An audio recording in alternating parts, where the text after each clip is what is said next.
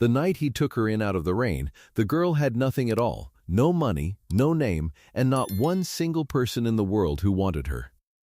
Elijah Carter gave her his own last name, a bed, and a reason to believe there were still decent people left. 15 years later, that same girl walked through the doors of a courtroom. And she was the only person alive who could either save Elijah's $900 million empire or bury it. That day, nobody in the room knew which one she had come to do. The rain came down hard over Baltimore that night, the kind of cold spring downpour that turned the harbor into a sheet of hammered iron. Elijah Carter had just finished a double shift at the port, and the smell of engine oil and sea salt still clung to his jacket like a second skin. He was 31 then, a widower with grease worked permanently into the creases of his knuckles, and he wanted nothing more than to buy a little food and get home to his son Isaiah, who was surely still awake, waiting up past his bedtime. He walked past the old bus depot with his collar turned up against the wind, his mind already halfway to the small apartment where a boy would run to the door the moment he heard the key turn in the lock. That was when he saw her. A girl, maybe 9 years old, sat curled beneath the depot's cracked awning, with her knees pulled up to her chest and a torn backpack clutched against her body like the last thing she owned in the world. Her hair was soaked through. Her shoes had holes at the toes. And she watched the passing strangers with the guarded stillness of a child who had already learned that hoping for help usually cost more than it ever gave back. No one had come for her. No one seemed to be looking. Elijah slowed his steps, and something in his chest that had gone quiet since his wife's death began, against his will, to stir awake. He did not act on impulse, because impulse was a luxury poor men could rarely afford. He knew that a grown man approaching a lost child in the dark could frighten her worse than the cold ever could, and he knew, too, that a black man crouching toward a strange white child on an empty street after midnight was a thing that could be misread in a heartbeat by anyone who happened to pass. He weighed all of it in a single breath. Then he kept his distance, crouched a few paces away, and asked her name in the same low voice he used to calm his own son out of a nightmare. She told him her name was Zora Bishop, and nothing more. He crossed to the payphone under the flickering streetlight and called the local police, asking them to send someone from Child Services. Because he wanted every part of this done the right way, in the light, with nothing hidden. But he did not leave. He bought a carton of warm milk from the all-night counter and a cheap coat from the 24-hour shop on the corner, and he set them both down beside her without a word. She did not thank him. Not at first. She only studied the coat and the milk as though they might be a trap set by someone who wanted something from her. And after a long moment, she asked him a single question that would stay lodged in his heart for the rest of his life. She asked, "Are you coming back?" Elijah went still. He knew that question. He had heard it in his own son's voice on the nights he worked late. He had felt its weight in his own chest as a boy, sitting on a porch, waiting on a father who never once returned. He looked at this soaked, wary, motherless child and understood that she was not asking about tonight. She was not asking about the milk or the coat. She was asking whether anyone in the entire world would ever choose to keep her. He crouched there in the rain, and he told her the truth. He told her yes. The months that followed were made of paperwork and patience. Elijah submitted to the interviews and the home visits and the endless forms, and he learned quickly that the system did not know what to do with a man like him. A single father, a widower, a black dock worker with grease under his nails and a cramped two-bedroom apartment, asking to take in a white child he had found under an awning. He saw the doubt in the eyes of more than one caseworker, the questions underneath their questions, the ones that assumed a man like him must be running an angle, because the world had taught them that kindness without profit was a kind of lie. He answered every question. He filled out every form twice when they lost the first.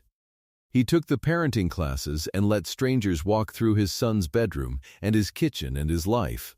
And slowly, he wore the doubt down.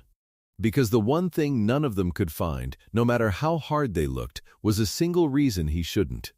And then, in a small county office with fluorescent lights and a tired clerk, Elijah Carter became her father. He was not rich when he did it. He was not powerful. And he had nothing to prove to anyone watching. Because no one was watching. He took Zora in for the plainest reason a person can have, which was simple kindness offered at a moment when he himself could barely keep his own head above water.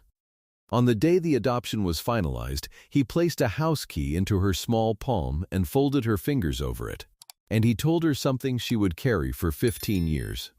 He said, "In this house, nobody gets left out in the rain." That sentence became the promise at the center of everything that came after. Time moved the way it always does, faster than anyone expects.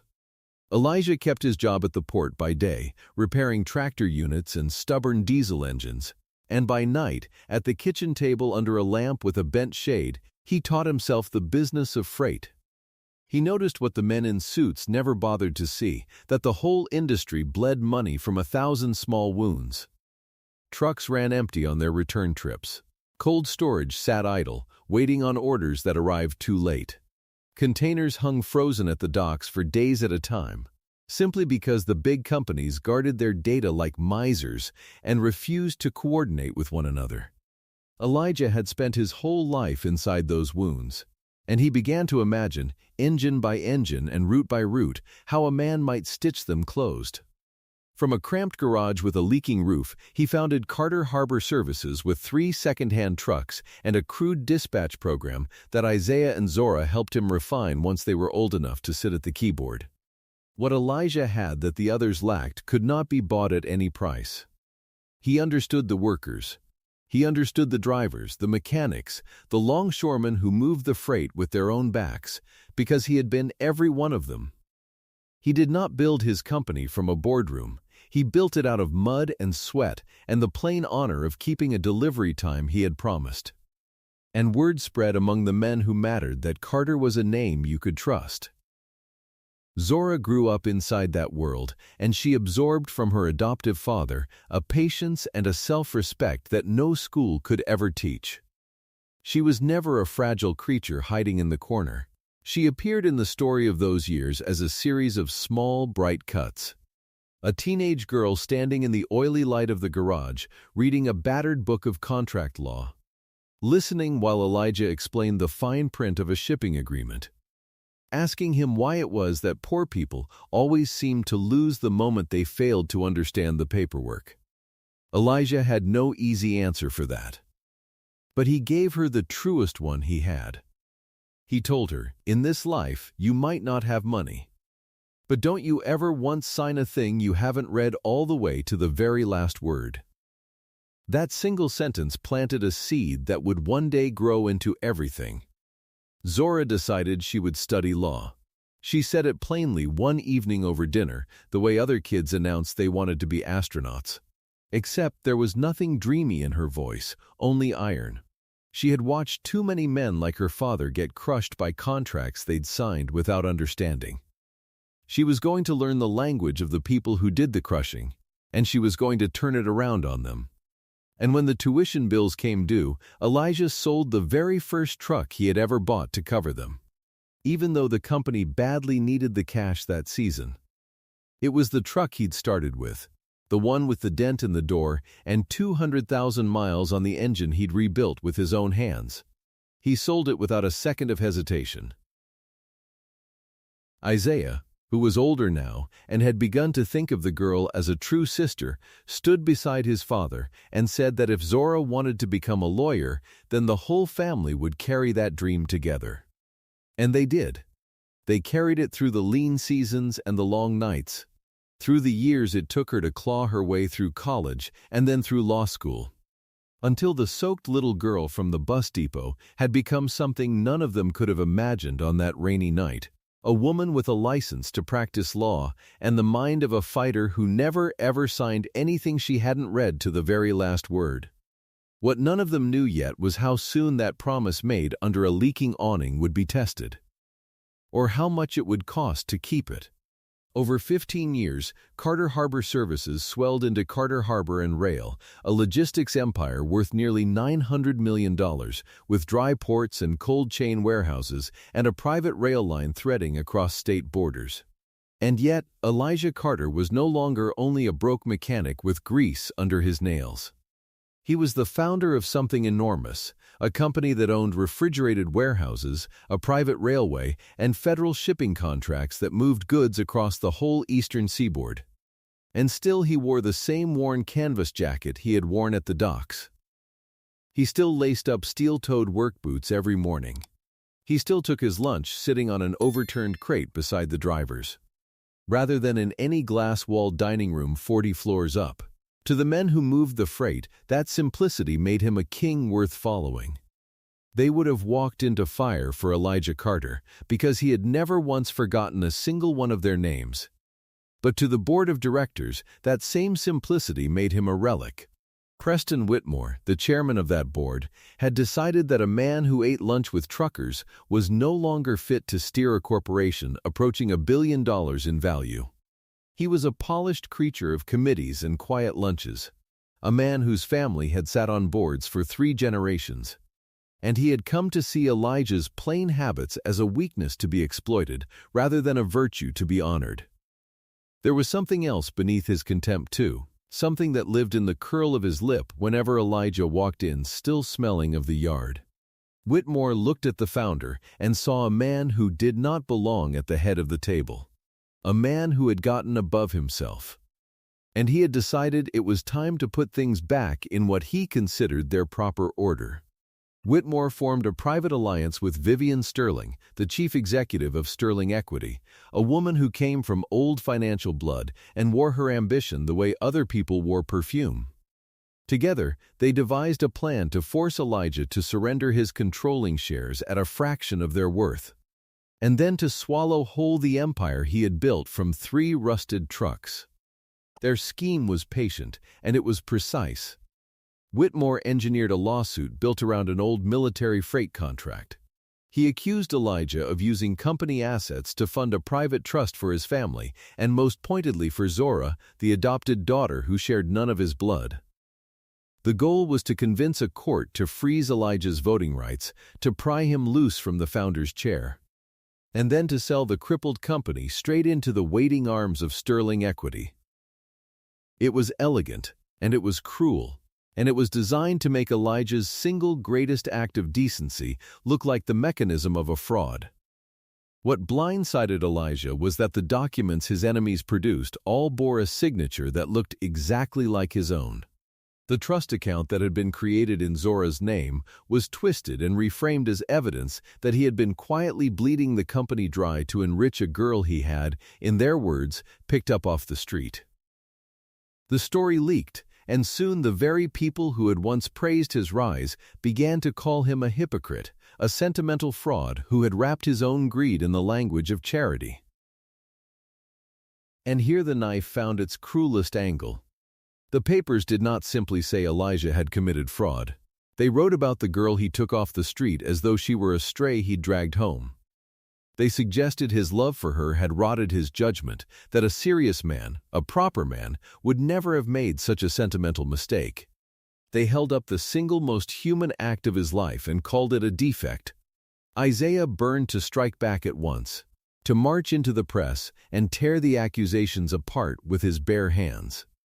But Elijah held him still with a hand on his shoulder and the calm of a man who had survived worse storms than this one. He believed the truth had its own current, that if he refused to panic, it would find its way to the surface in time. Still, the thing that wounded him was not the threat to his fortune. He had been poor before. He knew, better than any man in that boardroom, that he could survive being poor again. What cut him all the way to the bone was the way they used Zora's past, the way they held up the frightened girl under the awning as though she were a liability on a balance sheet, the way they took the promise he'd made in the rain and tried to turn it into the rope they'd hang him with. On the final evening before it all came to a head, a courier arrived at Elijah's door with a summons, and the notice made the timeline brutally clear. In 72 hours, a hearing would decide the fate of everything he had built. When the crisis broke open, everyone who loved Elijah went looking for Zora. She had grown into a young attorney based in Washington, specializing in the tangled worlds of trust law and corporate fraud, precisely the fields that now threatened to consume her father. She was, by any measure, the one person alive most equipped to defend him. If Zora Bishop Carter walked into that courtroom, some of them dared to believe this whole nightmare might come apart at the seams. But at the exact hour Elijah needed her most, Zora did not answer her phone. Her office said only that she was away. Her apartment sat dark. The messages went unreturned, and the silence stretched out like a held breath. That silence bred suspicion, and suspicion is a hungry thing. Had Zora turned her back on the man who raised her, choosing her career over the father whose name she carried? Had Sterling's money reached her first and bought her allegiance out from under the family? Or was she hiding some secret of her own, some truth too dangerous to speak aloud? The questions multiplied in the dark, and there was no one to answer them. Preston Whitmore seized upon her absence like a gift, and he fed it to the press with a smooth and knowing sorrow. He told anyone who would listen that even Elijah Carter's own adopted daughter would not stand up to defend him, and surely, he suggested, that told the world something rotten lived inside the Carter family. Vivian Sterling, in a chilly interview delivered from a marble lobby, remarked that an empire could never be run on pity, and that sentiment had finally caught up with a foolish old man. Elijah did not blame Zora.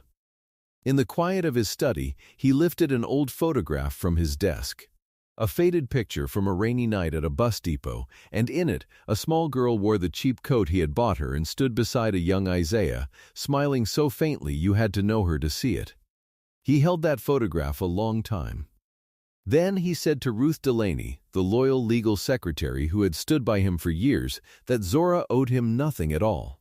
He had not taken her in so that one day she would repay the debt.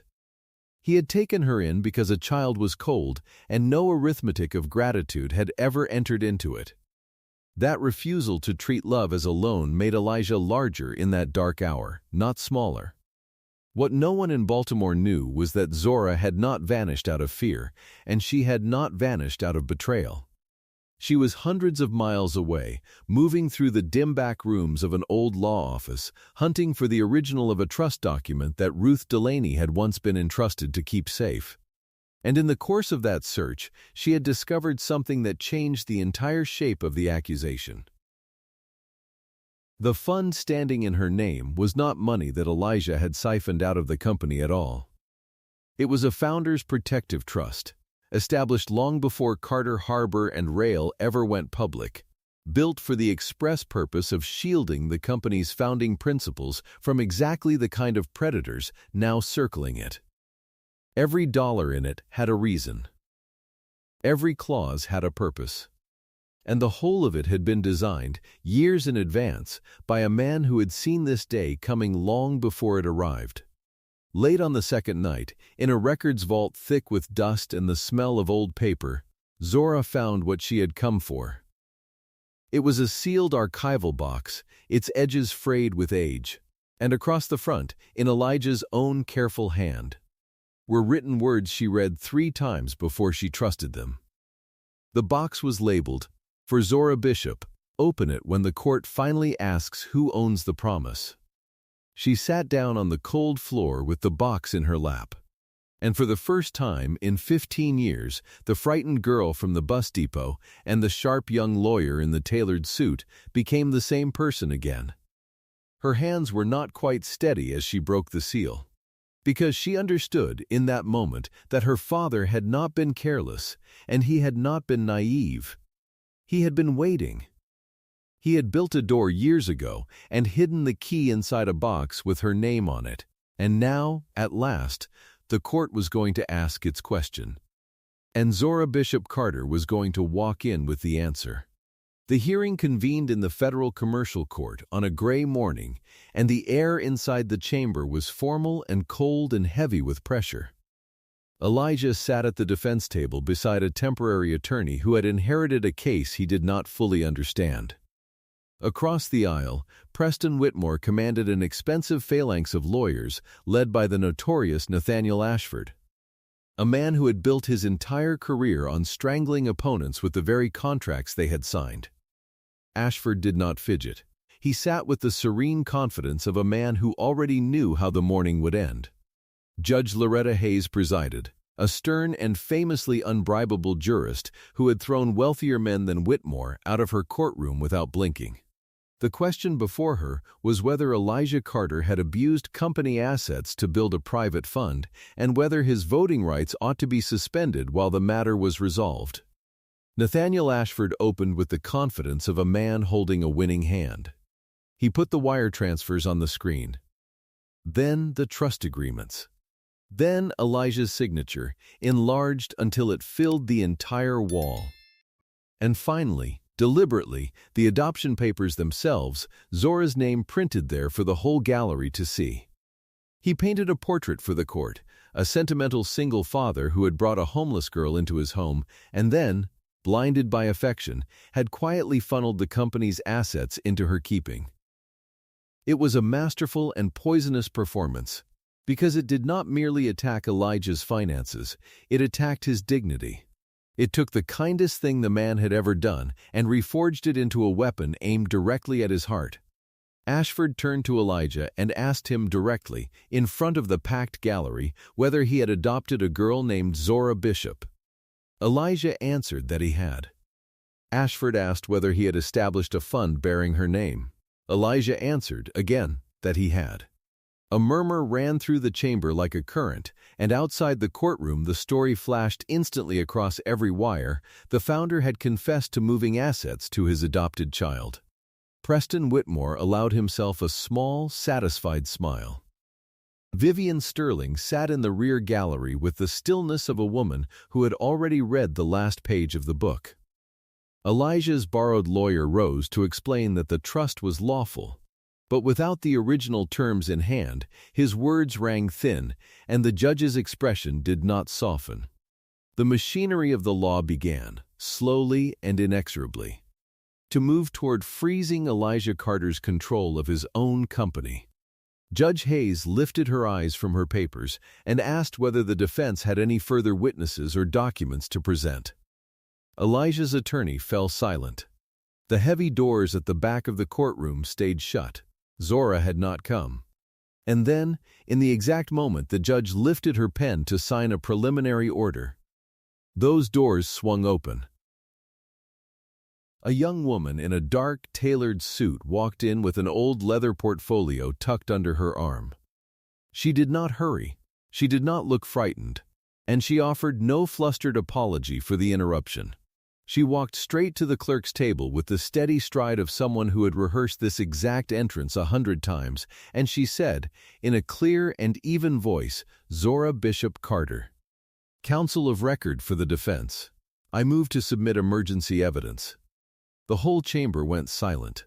Elijah turned in his chair and looked at her, and for one suspended moment he did not see an attorney at all. He saw a soaked 9-year-old under a bus depot awning, asking whether anyone would ever come back for her. His throat closed. 15 years collapsed into a single heartbeat, but Zora did not let the weight of that gaze weaken her. She stood straight, her chin level, and waited for the court to acknowledge her the way any officer of the law would wait. Whatever storm of feeling moved beneath her calm surface, she had locked it away behind 15 years of the patience her father had taught her. Nathaniel Ashford was on his feet at once, objecting that Zora Bishop Carter carried an obvious conflict of interest, being the adopted daughter of the very defendant whose fortune was at stake. Zora answered him without a flicker of heat. Since the plaintiffs had chosen to make her identity and her adoption the very centerpiece of their accusations, she said, she had every right to appear, both as a witness to the truth of that trust and as supporting counsel on the matter of its terms. The logic was clean, and it turned Ashford's own strategy back against him. Judge Hayes, after a long and measured look at both of them, permitted Zora to present a preliminary statement. Zora opened the leather portfolio and drew out the original of the Carter Founders Trust, the document that had been created years before the company ever grew into a corporation. She laid it before the court and walked the judge through its plain language. And that language proved something no one on the plaintiff's side wanted proven. Elijah had not moved company assets into the hands of his adopted daughter. He had done the exact opposite. He had placed a portion of his founding shares into a protective trust for the express purpose of stopping the board from ever selling the company in violation of the principles on which it had been built. The fund was not a theft. It was a wall. That was the first reversal, and it landed hard. The girl the plaintiffs had held up as proof of Elijah's corruption was, by the plain terms of his own document, the single safeguard he had built against exactly the kind of corruption now surrounding him. Zora turned then and looked across the aisle at Preston Whitmore, and she spoke without raising her voice. The question was never what my father took out of this company. The question is, who is trying to sell what was never theirs to sell? She moved to her second piece of evidence, and it was one Ashford could not resist mocking. She produced a letter, handwritten by Elijah on the day her adoption was finalized, and Ashford scoffed openly that a sentimental family note carried no weight in a court of law. But Zora was ready for the sneer. This letter, she demonstrated, had not been kept in a drawer as a keepsake. It had been formally attached to the trust as the founders' declared statement of intent, incorporated by reference into the legal instrument itself, and therefore speaking with the full force of the trust that contained it. She read from it, and the courtroom grew very still. Elijah had written that he had lost his family once, and that he would not stand by while anyone was left behind simply because they lacked a great name or a fortune. He was not establishing the trust to make Zora wealthy, he wrote, but to protect the company from the sort of men who would one day try to turn it into a machine for their own speculation. And he had written a line that now seemed to reach forward across the years and touch the very room they sat in, that if the board ever used Zora's past as a weapon against the Carter family, that act itself would be proof they had betrayed the founding spirit of the company, and the trust's protections were to activate the moment such a betrayal occurred. The chamber was silent now in a different way. The silence of people who have just watched a trap spring shut, but cannot yet tell who is standing inside it. The letter was not merely moving, it was load-bearing. It connected directly to a clause buried in the founders' trust. If the board sought to sell controlling shares to a third party by manufacturing a false accusation against the founder, then a reserve voting authority would pass to the guardian of the trust. And the guardian of the trust, named in the document years ago, was Zora. Ashford objected furiously that the clause had long since expired.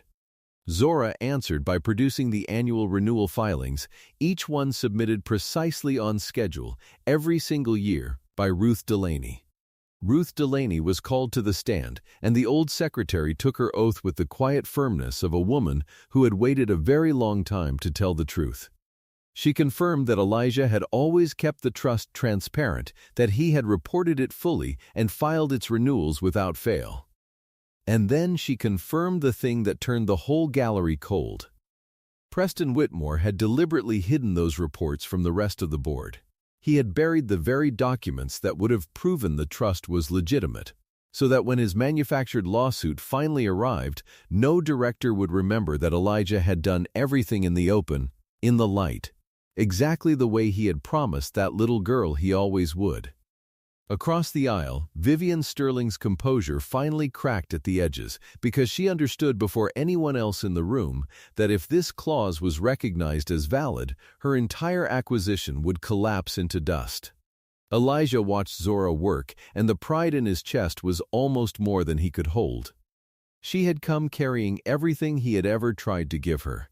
The habit of reading a document to its final word, the refusal to break a promise, and the plain iron conviction that powerful people did not get to rewrite the truth simply because they could afford better lawyers than the men they trampled.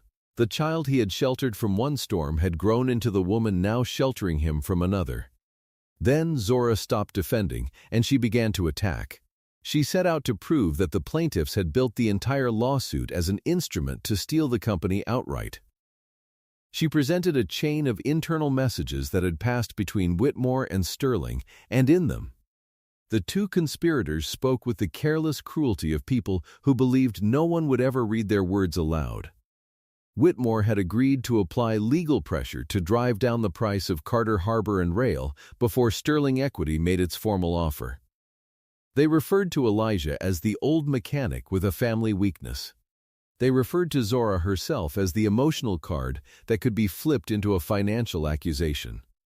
Those words struck Elijah like a physical blow. But they also stripped the last mask from the men and women arrayed against him, and the whole courtroom saw at last the coldness that lived beneath the tailored suits. Ashford scrambled to argue that the messages had been altered, spliced together out of context to deceive the court. Zora was waiting for exactly that objection. She entered the metadata, the digital signatures, and the certification of an independent forensic examiner who had verified every single line. She had known from the beginning that her opponents would never concede an inch, and she had built her case in patient, overlapping layers that could not be pulled apart. Then she delivered the blow beneath the blow. Zora produced records of a payment routed from a shell company controlled by Sterling Equity into a consulting account belonging to Whitmore, labeled with almost laughable arrogance as a strategic advisory fee. But the date of that payment fell on the very same day Whitmore had filed his lawsuit against Elijah, and no judge in the world could believe that timing a coincidence. Judge Hayes turned to Whitmore and demanded, in a voice gone flat and dangerous, that he explain the payment. For the first time in the entire proceeding, Preston Whitmore faltered. The smooth patrician confidence drained out of his face, and he had no answer that would not condemn him. The larger reversal came when Zora produced the minutes of a private meeting, sealed records in which Whitmore had promised Sterling that if Elijah's voting rights could be frozen, the board would sell 51% of Carter Harbor and Rail at 40% below its true value. That single fact detonated in the chamber. The scheme would not merely rob Elijah. It would gut every shareholder, betray every employee, and hand thousands of working families, the drivers, the mechanics, the longshoremen who had trusted the Carter name for 15 years, to a buyer who intended to strip the company down to parts and sell off the bones. Judge Hayes ordered an immediate halt to all transactions involving Sterling Equity until the full body of evidence could be examined. Zora faced the gallery. They called my father a man who exploited family sentiment. But it is they who plan to sell thousands of working families into silence, just to turn a quiet profit. Vivian Sterling was not a woman who accepted defeat gracefully, and she rose now to fight with the only weapon she had left. She directed her counsel to open a line of questioning aimed squarely at Zora's identity, a calculated cruelty, an attempt to make Zora's own history the thing that discredited her. Ashford led Zora back through the wounds of her childhood, one by one. The nights she had spent homeless, the fact that she had never known her birth parents, the tuition Elijah had paid to send her through law school. His purpose was transparent. He wanted to cast her as a woman so buried in gratitude that she could not possibly be objective, a debtor testifying to protect the man who owned her loyalty. Zora did not crack. She stood perfectly still and let the silence work for her. She admitted all of it, freely and without shame. Elijah had given her a home, a name, an education, and a life, she said, and she would never once pretend otherwise. But then she turned the confession into her sharpest argument, precisely because Elijah had given her those things. She understood better than anyone alive the difference between a debt and a promise. A debt is something you repay to be free of it. A promise is something you keep because of who you have chosen to be. She had not come to that courtroom to repay a debt with emotion. She had come because the documents in her hands proved the truth, and the truth needed no gratitude to make it real.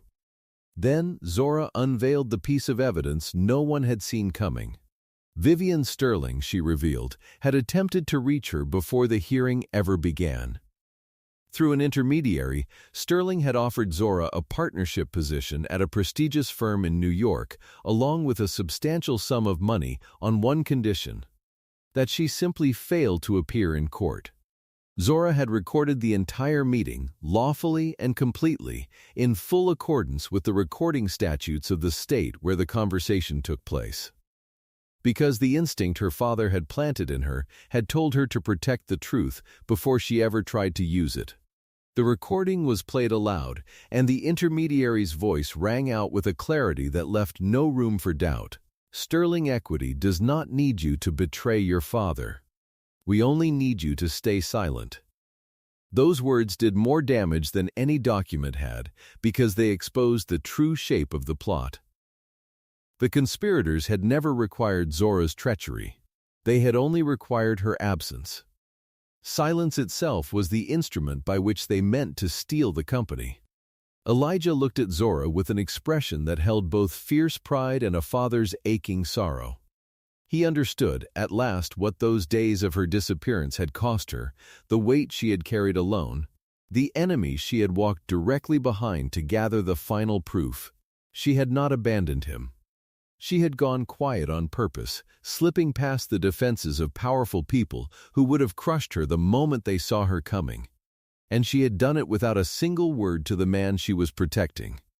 Judge Hayes ordered the recording entered into the record and issued a stern warning to the plaintiffs regarding the clear signs of witness interference. With the evidence accepted and the plot laid bare, Zora turned to the most important provision of the Carter Founders Trust, the clause that Elijah himself had drafted years earlier, but had prayed he would never have cause to use. She read it into the record slowly so that no one could later claim to have misunderstood it.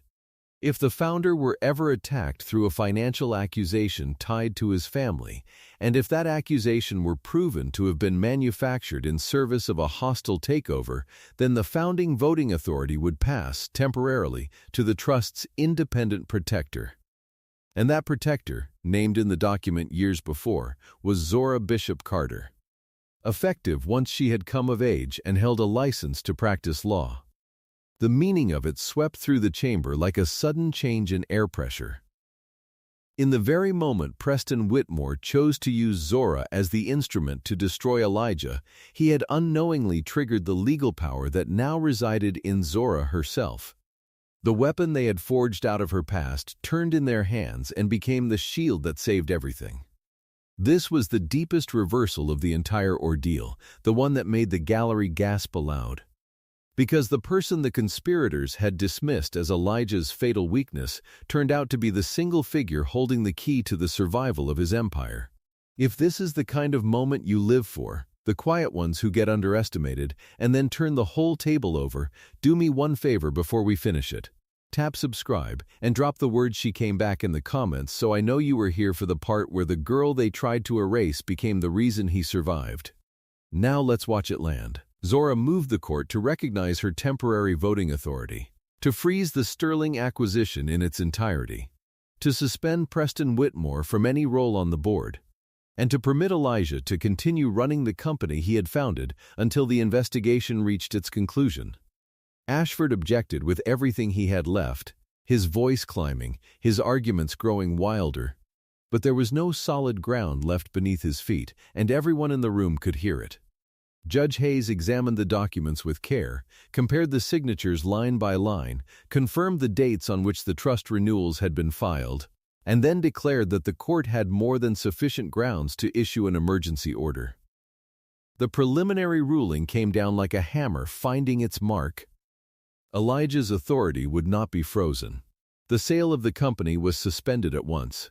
Preston Whitmore was removed from every decision touching Carter Harbor and Rail, and Zora Bishop Carter was formally recognized as the protector of the founding voting authority for the duration of the investigation.